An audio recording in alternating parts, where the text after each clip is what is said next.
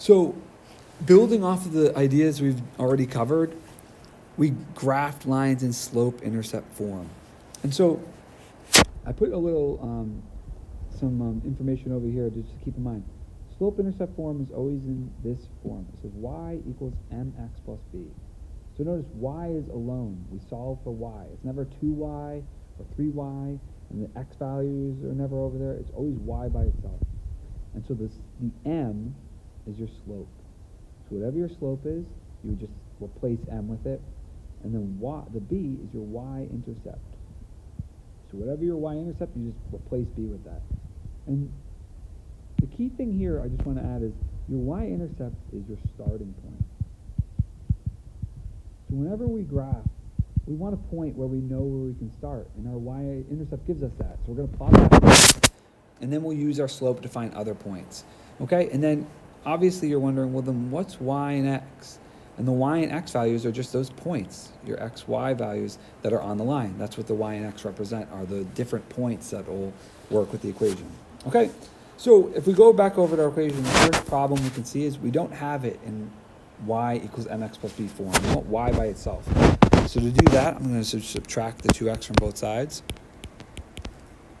So I get y equals, and now notice here, I could do -1 minus 2x, or I could do -2x minus 1.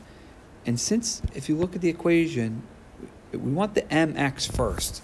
So I'm always going to write the -2x first minus 1. All right, so notice this is y equals mx plus b form. This is y, obviously.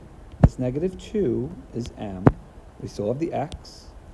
And this -1 is our b value. So I know my y-intercept is -1. And so I can just go right over to y value of -1. Right there. And I know that right there is my y-intercept. I don't have to do anything else. I can just plug it right there. So I have 0, -1, and that's my y-intercept. And that's why I say it's our starting point. It's the first point we're going to plot, and then what we're going to do is we're going to use our slope to find another point. So let's go back to our slope. So we know that m is -2. It's not -2x, it's just the coefficient. It's just the -2. So you may be wondering, I need a rise and a run. Well, you can make any number a fraction by just putting it over 1. And so now you can think of this as my rise is 2, and since it's negative, I could think of going down, that's fine. And my run is 1. Now remember, you don't have to go up or down. A negative slope just means we're going up to the left. So as you're going up, we have to move towards the left. So I'm going to go up 2 if I want, over 1. It doesn't matter as long as I'm going up to the left. So I'll go up 1, up 2, and then left 1. Okay, so get that. That point's on my line. I could have done it again. I could go up 2, over 1. That point's on our line. And you could have gone down and to the right. It doesn't matter. But notice when I connect these dots, my line is going up to the left. My slope is negative, so it should be going up to the left. And finally, I can check, right? To get from one point, any point to another, let's say from the second point to the third, I'm going up 2, my rise is 2, left 1, but it's left, so it's negative. 2 over -1, which is still just -2, and so I know I did it correctly. So let's try one more, and again, I recommend you pause the video, give it a shot, see how you do, and then come back and watch the video and see if you get the same thing, and hopefully you do. So again, we want to graph this in slope-intercept form, and slope-intercept form always says y equals mx plus b. So if we look at our equation, it doesn't look like that, right? We want it to be y by itself. So normally what we've seen too before is subtracted the 3x, get rid of that, right? But in this case, I'm going to do something different. Because my y is negative, I have -6x. So whenever my y term is negative, I always recommend adding it to the other side, and then you don't have to deal with the negative anymore. And you'll see what I mean by this. Because either way, you're going to have to do a couple steps. So I'm going to add 6y to both sides. And that's going to cancel out. And so I just have my 3x on the left side. And on my right side now I have 6y plus 9. All right, and now I need just the y's alone, right? I need y equals mx plus b. So I got to get rid of that 9. So I'm going to subtract 9 from both sides. So over here I have 3x minus 9 equals 6y. All right, finally, we don't want 6y, we want just y. So I'll divide by 6, and I need to divide by the whole, I need to divide the whole side by 6 on the other side. So now let's just go through what we've got. So the 6's cancel out, I have just y over here. On the left, 3 divided by 6, I can reduce that to 1/2. So it's 1/2. Don't forget to multiply by x.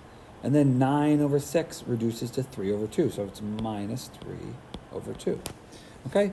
You can leave it like that if you want.